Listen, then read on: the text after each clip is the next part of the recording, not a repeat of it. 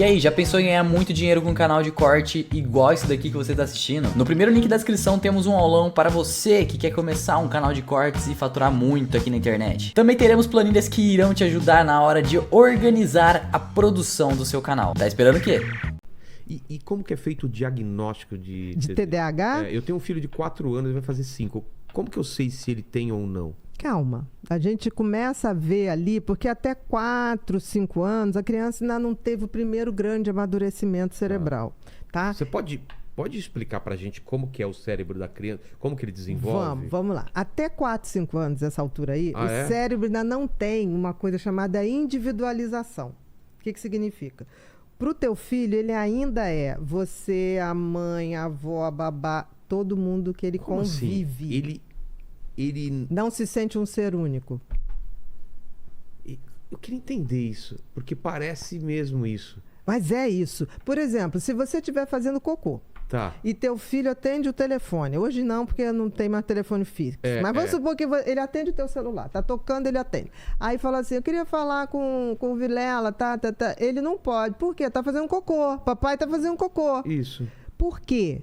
Porque pra criança, o que ele vê, todo mundo vê. Ele é o grupo. Ele não entende que ele é ele, indivíduo. O cérebro dele ainda não teve o primeiro grande amadurecimento. Mas ele já tem vontade própria. Eu quero fazer isso. Sim, eu quero assistir aquilo. Ele está começando a formar essa identidade. Sabe quando ele vai descobrir que ele é ele?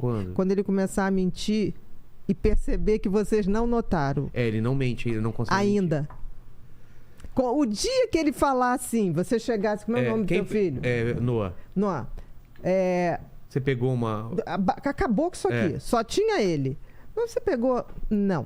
Quem foi? Foi a Maria. Aí você, putz, eu tenho que falar com a Maria, que se ela quiser, eu vou comprar um pote, eu dou pra ela. Não precisa fazer isso. Você sai, ele vai fazer assim. Por que ele não faz isso ainda? Porque ele acha que eu vou descobrir... Porque ele acha que o que ele pensa, você vê, a mãe vê. Ele ainda não tem individualização. Que legal. É lindo. Por isso que eu digo que quem tem filho, você tem que aproveitar porque você é o mundo dele. Por isso que uma separação nessa fase é terrível de pai e mãe. Porque a criança sempre vai achar que ele estava metido naquela confusão. Entendi. Que ele foi culpado pelaquela separação. Porque ele estava naquele bolo. E o que aconteceu que ele não fez a parte dele? Então, vamos lá, o cérebro então... Tem esse primeiro amadurecimento. Aí vai pra eu sou um indivíduo. Eu sou um indivíduo. Aí ele começa aquela fase que ele começa a ter os amiguinhos. Aí, pai, não me pega não, pai. Não sei o quê. Bom, aí não quer que deixe na frente da escola, deixa um pouquinho pra cá. Mas quando tá com você, dá beijo, abraça. Mas aí, tipo, não, pai, na frente lá das minhas amigas. Não fala isso, já tá dando no corno. Não, calma, ele...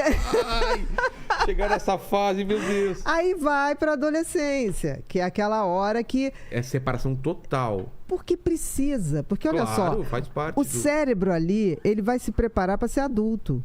Então ele tem que desconectar daquilo que até então era o mundo dele. Entendi. É horrível. Porque ele vai para o grupo. E aí é nessa hora que tudo que o pai e a mãe falar tá errado. E você tem que deixar. Porque depois volta. Porque ele tá querendo ser aceito por um grupo... Porque ele precisa validar que ele pertence a algum grupo. Entendi. A questão é que hoje nós temos grupos muito nefastos. Isso que é o grande problema, né? Perigo, né? Então, o grande barato, eu falo para os pais, seleciona um grupo bacana para teu filho, traz na tua casa, vê quem são os bacanas, Exato, né? traga mais. Né? Porque hoje as crianças são levadas para uma festa, os pais deixam lá, pegam 3 horas depois. Antigamente a gente ia pra festa, levava as crianças, ficava vendo. Aí a gente via qual era o coleguinha que mandava melhor, né? Que tipo assim, era cuidadoso com a outra criança. A gente hoje desconectou disso, né? Então assim, para você dizer que uma criança tem TDAH, aí nesse primeiro grau de amadurecimento, você tem que ver uma inquietação maior. Ele fala numa velocidade que você entende porque você é teu filho. Mas se alguém for falar, não entende nada do que ele está falando. É porque durante muito tempo você sabe se ele quer água. Você sabe tudo. Agora, ele vai falar com alguém, ele vai pulando as palavras e a mãe sabe, todo mundo sabe. Mas o coleguinha fala assim, não entendi nada que você falou. Porque a velocidade do pensamento dele é muito maior do que a capacidade de expressar a fala. Isso em relação à fala, em relação a Escrita, ações, pior ainda. atividades. E na atividade, o que acontece? A inquietação não deixa ele esperar numa fila. Aí ele começa, tipo assim, é mal educado. Ele no jogo, quando perde, tipo, não quero mais jogar. Ah, eu vou sair. Porque aí ele já quer ir para outra brincadeira. Então, o pessoal do time... Eu me lembro que tinha um menino, o Matheus, que ele falava, tia, ninguém me aceita. O que acontece? Aí você vai ver que ele é mais inquieto, a velocidade, ele esquece as coisas. Então, ele, tipo assim, ele deixa a mochila num lugar e vai embora, o celular no outro, entendeu? Então, aí depois vem a impulsividade. Por que impulsividade?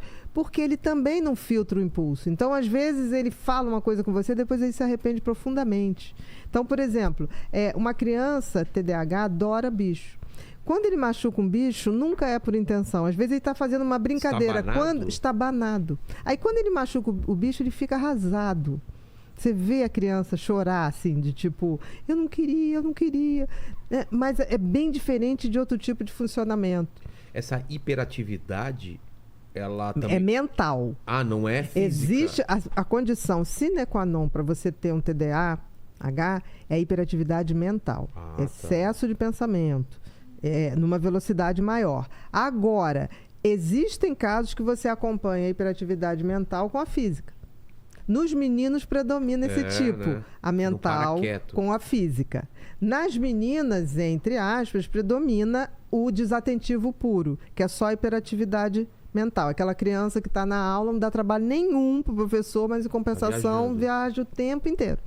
Né? Então, mas a maioria hoje é combinado. Tem tanto a hiperatividade, porque os estímulos são muito grandes. Aí tem uma opção de criança que não era TDAH, aí vamos supor, numa determinada época, virou. Não se vira. O TDAH legítimo... Já é. Já é. É um tipo de funcionamento cerebral. Ele não vira. Talvez só se evidencia mais ou você prestou mais atenção, mas ele já estava lá, né? Com o tempo, a tendência é ele criar mecanismos para controlar. Por exemplo, eu tenho déficit de atenção e hiperatividade. Eu me lembro quando eu ia ao cinema, eu ficava batendo a perna, tá. E as pessoas olhavam para trás e eu não entendia porque tanta gente olhava para trás. Aí um dia, o meu primeiro marido chegou, Ninha, porra, não dá, cara. Não dá pra prestar atenção. Eu vou apanhar aqui, porque as pessoas olham e falam, mas o que eu tô fazendo? Esse movimento... Eu fazia aí, e por quê?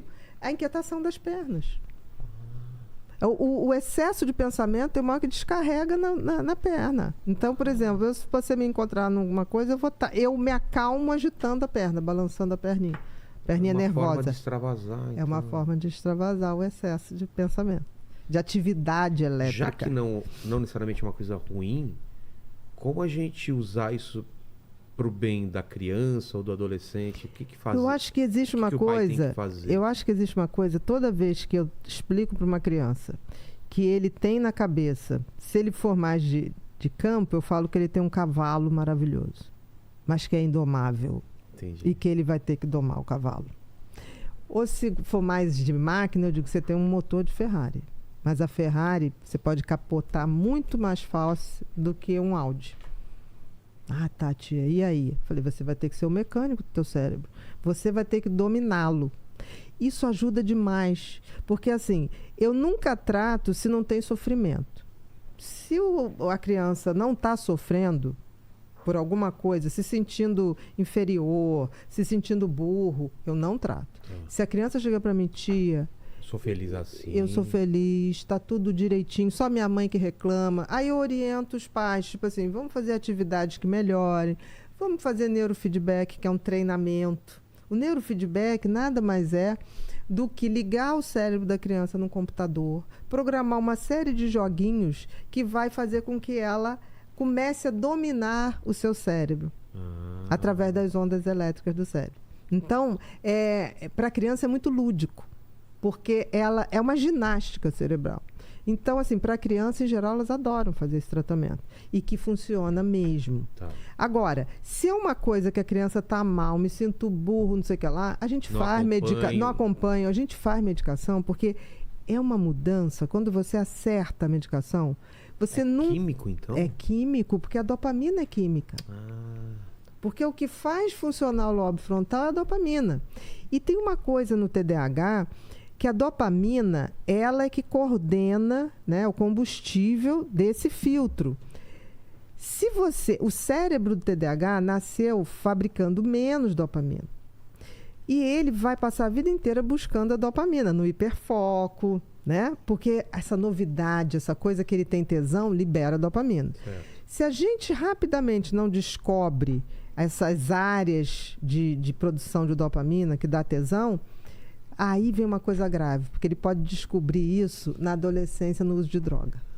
O que é droga? É tudo que entra no organismo, chega no cérebro e faz o cérebro liberar dopamina. Por isso que droga dá prazer. O dia que você falar assim, capim-limão, eu tomo e me dá um barato, é droga. É a mesma coisa. É a mesma coisa. Você tem drogas em substâncias, você tem drogas em comportamentos, tem comportamentos que fazem você, por exemplo, vício de pornografia é um comportamento, mas que libera dopamina. Também libera dopamina. Vício em alguém, a paixão é um momento de vício no outro, também libera dopamina. Por isso que na paixão você tem um tesão inesgotável. Né? Agora... Chocolate nem tanto. Chocolate, as comidas mais calóricas que misturam gordura com amido, sei, são mais de dar essa liberação. Entendi. Entendeu? E mais também de fazer um pico alto de glicemia, de glicose, que aí dá um certo barato, mas também baixa muito rápido. Por isso que o açúcar dá dependência. Não tenha dúvida. Então, isso é dopamina. Na hora que você vai para a adolescência e o pessoal começa a usar droga, o que o moleque vê? Que tem uma droga lá, que geralmente é uma droga estimulante. Por que estimulante? Porque estimula a produção de dopamina.